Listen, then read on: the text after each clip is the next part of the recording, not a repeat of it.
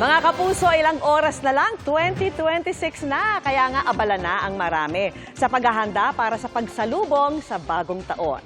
Buong puwersa namang nakatutok ang GMA Integrated News sa tinaguriang fireworks capital ng bansa, gayon din sa ilang ospital na tutugon sa mga mapuputukan. Silipin din natin ang last-minute shopping sa ilang pamilihan, pati ang sitwasyon sa mga pasyalan at sa mga selebrasyon, kabilang ang inaabangang Kapuso Countdown to 2026.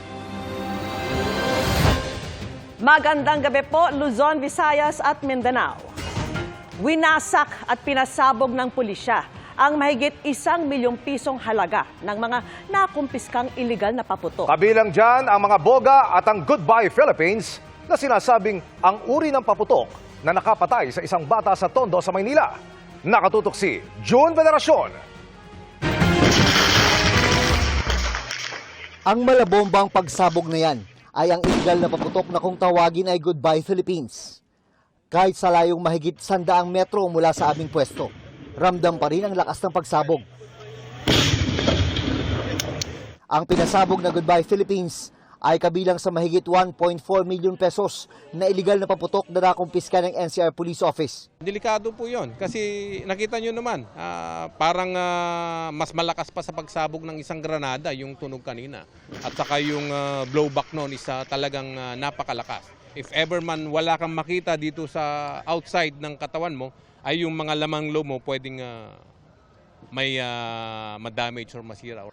Ang Goodbye Philippines ang sinasabi ng PNP na posibleng nakapatay sa isang 12 anyos at nakasugat sa isa pang bata sa Tondo noong linggo. Lumalabas na may mga lalaking nag-iwan ng hindi sumabog na paputok bago ito napulot ng mga batang biktima. Meron ng person of interest ng PNP kaugnay ng pagkamatay ng 12 anyos na bata sa Tondo, Maynila. Kapag natukoy na talaga kung sino yung nag-iwan ng paputok na ikinamatay ng biktima, tiniyak ng PNP na mananagot ito sa batas. Ipinapatawag ng Manila Police District ang mga person of interest para imbestigahan. Pwede po nating i-charge yung mga tao doon, mga nag-iwan at nagsindi po noon ng posible po yung murder. Pwede po tayong magkaso po ng murder po doon. Bukod sa pagpapasabog sa ilang kumpiskadong paputok ngayong araw, pinagsisira rin ang mga nasabat ng boga. Taon-taon, kabilang ang boga sa mga pangunahing sanhi ng mga firecracker-related injuries. Hindi sapat ang pagkumpiska lamang. Ang maayos na disposal ang nagsisiguro na ang mga ito ay tuluyang mawawala at hindi na muling magdudulot ng panganib sa publiko.